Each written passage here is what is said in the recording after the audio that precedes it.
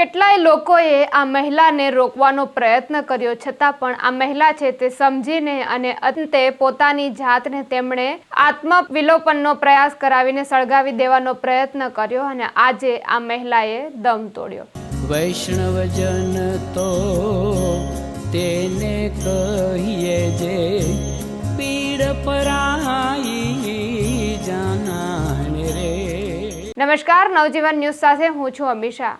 જે રીતે 14 ઓગસ્ટના રોજ જે મ્યુનિસિપલ કોર્પોરેશન દ્વારા જશોદાનગરમાં જયશ્રી કોમ્પ્લેક્સની એક દુકાનનું છે ડિમોલેશન કરવામાં આવે છે અને આ ડિમોલેશન કરવા માટે જ્યારે મ્યુનિસિપલ કોર્પોરેશનના અધિકારીઓ ત્યાં પહોંચે છે અને તે જ સમયે હજી તો આ મહિલા વેપારી સાથે વાતચીત થતાં જ મહિલા છે તે આત્મવિલોપનનો પ્રયાસ કરે છે। જો કે સ્થાનિક લોકો છે તે તેને સમજાવવાનો પ્રયત્ન કરે છે, અધિકારીઓ પણ તેને સમજાવવાનો પ્રયત્ન કરે છે, છતાં પણ આ મહિલા છે તે માનતી નથી અને પોતાની જાત સાથે પડતું મૂકવાનો પ્રયત્ન કરે છે અને આત્મવિલોપનનો પ્રયાસ કરી તે પોતાની જાતને સળગાવી દે છે અને 80% જેટલી આ મહિલા છે તે દાઝી જાય છે।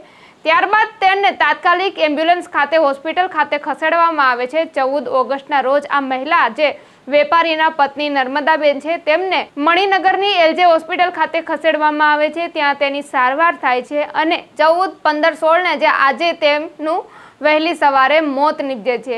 વેપારીની પત્ની જ્યારે કહી રહ્યા હતા અધિકારીઓ છે તે અનેક વખત છે પૈસા લઈ ગયા હતા છતાં પણ દુકાનનું ડિમોલેશન કરવા આવે છે। જ્યારે જશોદાનગરમાં મ્યુનિસિપલ કોર્પોરેશનના અધિકારીઓ પહોંચે છે ત્યારે સ્થાનિકો વચ્ચે પણ તેમનું ઘર્ષણ થયું હોવાનું જાણવા મળી રહ્યું હતું। સાથે સાથે વેપાર એસોસિએશન છે તેમણે પણ ઉગ્ર ચીમકી ઉચ્ચારી હતી કે અનેક વખત છે તે આ એસ્ટેટ વિભાગના અધિકારીઓ છે તે દુકાનનું ડિમોલેશન કરવા આવ્યા હતા અને લાખો રૂપિયા પણ લઈ ગયા છે, છતાં પણ આ મહિલા પાસે ફરી તેઓ આવ્યા અને દુકાનનું ડિમોલેશન કરવાનું હતું અને તેને લઈને જ આ મહિલાને થયું કે અનેક વખત પૈસા આપ્યા હોવા છતાં પણ દુકાનનું ડિમોલેશન થઈ જતું હોય તો જ્યારે આ મહિલા છે તે પોતાની સાથે નાસીપાસ થઈ જાય છે અને તેને એમ લાગે છે કે હવે તેનું કોઈ નથી અને તે દુકાનમાં જ આત્મવિલોપનનો પ્રયાસ કરે છે અને આ દાઝી ગયેલી મહિલાને જ્યારે હોસ્પિટલ લઈ જાય છે ત્યારે તે દમ તોડે છે અને 3 દિવસની સારવાર દરમિયાન આજે તેમણે દમ તોડ્યો છે અને જે વેપાર એસોસિએશન છે તેમાં પણ ઉગ્ર રોષ જોવા મળી રહ્યો છે અને વેપાર એસોસિએશને કહ્યું છે કે જો આમાં ન્યાય નહીં મળે તો આવનારા સમયમાં ઉગ્ર આંદોલન પણ કરવામાં આવશે, કારણ કે વેપારીની પત્નીને મરી જવા માટે મજબૂર કરી છે, કારણ કે પહેલા પણ લાખો રૂપિયા લઈ ગયા છે છતાં પણ આ અધિકારીઓ છે તે આજે ડિમોલેશન કરવા આવ્યા હતા। ત્યારે આપનું આ અંગે શું કહેવું છે કમેન્ટમાં આપના પ્રતિભાવ ચોક્કસથી જણાવજો। આવા જ પ્રકારના સમાચાર મેળવવા માટે નવજીવન ન્યૂઝ સાથે જોડાયેલા રહો।